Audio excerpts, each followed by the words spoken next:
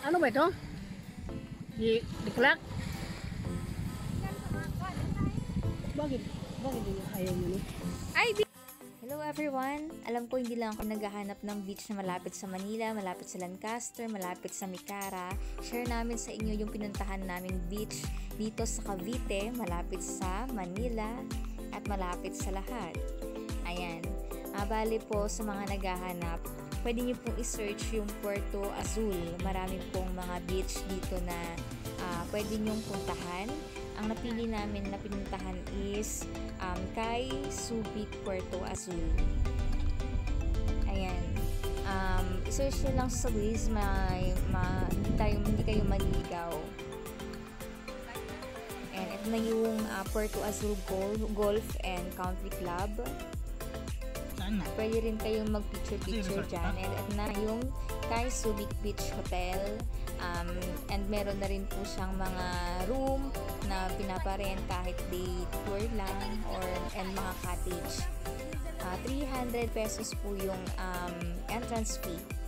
Dahil medyo mahal po yung mga pagkain sa loob ng Kay Subic na beach, umakyat muna kami dito sa may Ternate. Ayan, ang ganda rin ng view, saka sa mga bikers na gustong umakyat dito, and maraming mga grupo ng mga bikers na sabay kaming kumakain dito sa kainan dito. Ito yata yung pinaka parang dinadayo nila ng mga bikers. Ngayon, pabalik na uli kami, tapos na kaming kumain, and nag-take out kami ng pagkain para pag nagutom kami, and meron kaming kakainin. And basta mga 300 pesos po yung ating entrance fee dito. Ayan, nag-start na kaming mag-swimming. And kakunti lang yung tao nung pumunta kami. Ang araw po is Sunday, September 19 kami pumunta.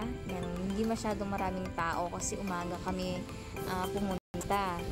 So bali pumunta kayo dito, maganda po na maaga. Siguro dapat mga alas 5 or alas 6 dito na kayo para yung may pili yung room is malapit sa beach, malapit sa swimming pool. And share ko din pala, pag pumunta kayo dito, piliin nyo na lang yung room kung day tour kayo, wag ng cottage kasi halos yun lang ng price.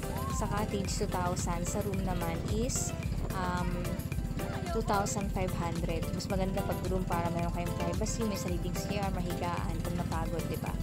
And pumunta kayo dito, recommended din na may mga nag-offer kasi ng mga boat dyan, 200 per pax. Itutour nila kayo dito sa Puerto Azul.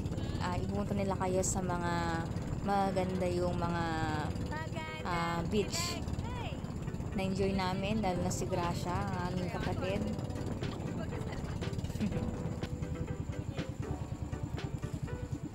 Ayan, ito yung dito kami una dinala ni tatay sa may, hindi ko alam, meron siyang sinabing pangalan ng beach na to pero hindi ko na malaman kung ano pangalan, pero malapit siya sa Ocean Villas. Tama ba? Clear ng water. Ayan, ang clear ng ang clear ng tubig. Tapos ang ganda ng mga sand. Yung Paniman Beach dito rin yun, malapit din siya sa Kay Subic Beach. Yan, Paniman. Yung Paniman kasi, pumunta kami nun, close siya. Pero parang mas maganda yung Kay Subic kesa Paniman. Tingin ko lang. Kuya yung aming Ayan. And dito rin pala sa sa Puerto Azul, tanaw natin yung Corridor Island.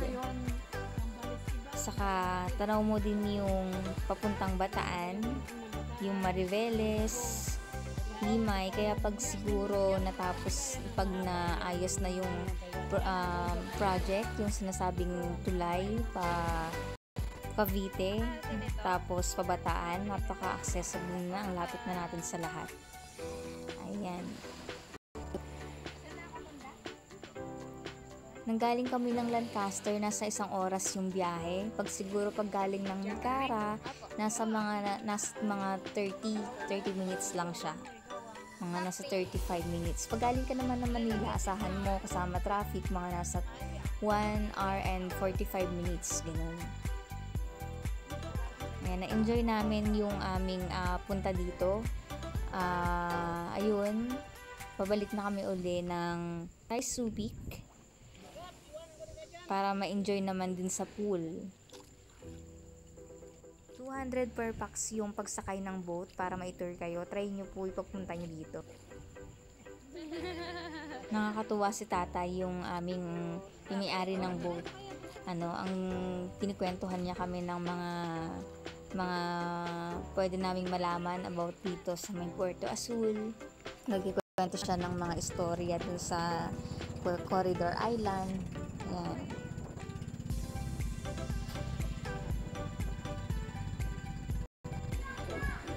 Pag pumunta kayo dito, parang ang bagal ng oras. Ang dami namin nagawa sa pagpunta namin dito. Parang worth it yung day tour namin.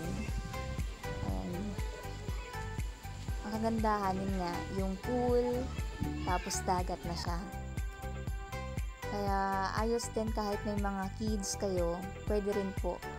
Ayan. Tapos na kami, mga 7 AM kami dumating dito, tapos natapos kami ng mga 3 PM para hindi kami masyadong magagabihan pag uwi kasi nga nakakatakot din yung daan lalo na paggabi kasi walang ilaw yung paakyat ng bundok, kaya kailangan siguro pag hindi kayo mag-overnight, uuwi rin kayo ng mga 3 PM para mas magaan biyahe nyo. Ayan, thank you for watching. Sana po ay nagustuhan nyo ang ating vlog ngayon. And subscribe na kayo sa aking YouTube channel. Thank you at ingat tayong lahat.